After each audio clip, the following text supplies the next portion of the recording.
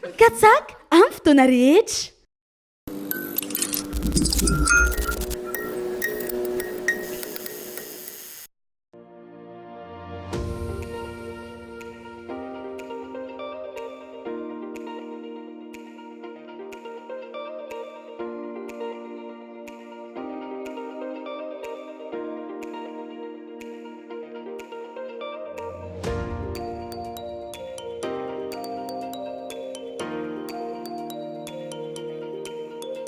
Antony tonga metatia satria manandanja tokoa ny histoire eto Madagasikara.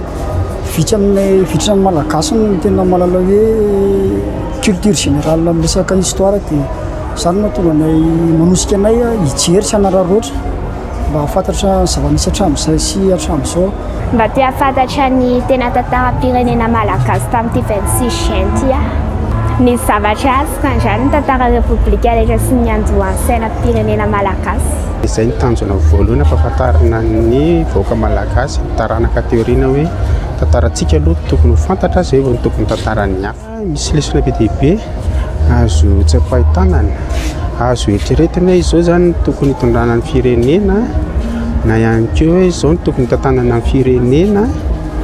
Hoe inona ny zavatra lesoka dia inona ny zavatra tokony ho hatsaraina. Fanjakana nanana ny fiandrianana Madagasikara, nanana mpanjaka izany hoe nalete talohan'ny nahatonga azy ho protectorat frantsay tamin'ny taona 1920 ary zanatany tamin'ny taona 1920.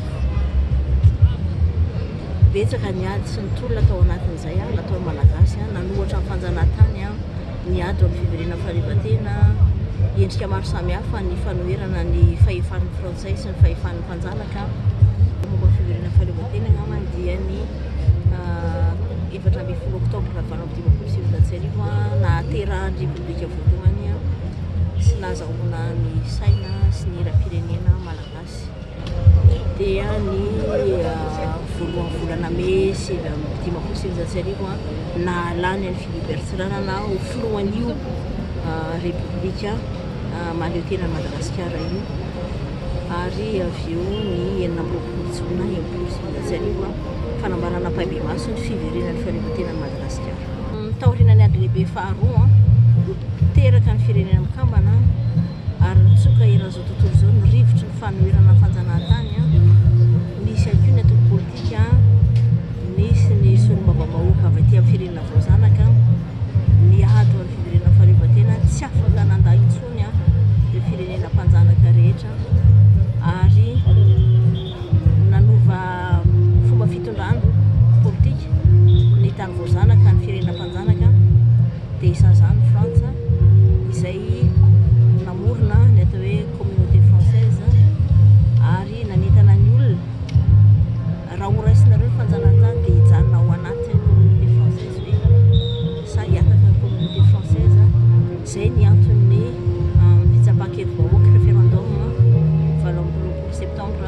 Rehefa nahita ny président Tsiranana izay mbola vice président izy tamin'izany fa tsy mbola président, dia hoe maninona moa zahay raha manao république, hoe république voalohany dia hoe tsy maintsy hoentina any amin'ny assemblée nationale any Frantsa indray ianareo dia misafidy indray isika.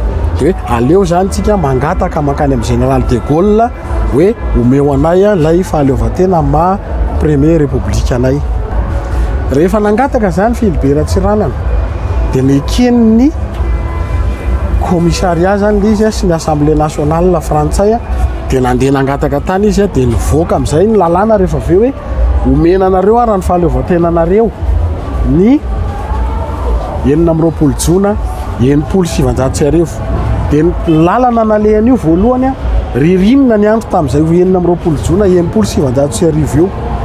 Dia natao andafy avaratra amin'izay nanaovana n'ilay soni io zany le hoe accord de coopération faharoa indray zany io le natao io ankoatran'ilay accord de coopération voalohany tamin'ny dia natao le izy dia sady natao ny accord de coopération hoe omena anareo amin'izay fahaleovantena anareo fa namefa ny Philibert Tsiranana lay taratasy, nalefa ny général de Gaulle zany lay taratasy ovakina eo Mahamasina amin'io 4 jona 1700 io. Lasa 26 juin le fotoana satria tamin'io 4 jona 1700 io no nalefa ny général de Gaulle lay taratasy dia tsy maintsy ovakiny au commissaire Jean Foyer miaraka amin'ny président de la République Philibert Tsiranana.